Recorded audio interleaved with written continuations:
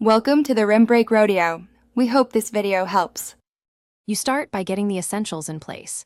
Your phone must be connected to the new Wi-Fi and you need the password. Make sure Bluetooth and location are enabled so the app can find the speaker. Once the device is plugged in and the status light is active, open the Google Home app. Tap the Add Plus icon to begin setup. This is faster than fumbling menus, and it prepares the app to detect the device automatically. Once the app detects your speaker, select it and go to Device Settings.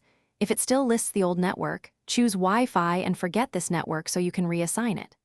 Then use Add Plus, pick Setup Device and choose New Devices in your home. This forces a fresh handshake. Follow the on-screen prompts while the app searches. When prompted, pick the new SSID, type the password accurately, and wait as the device applies the new network and reconnects.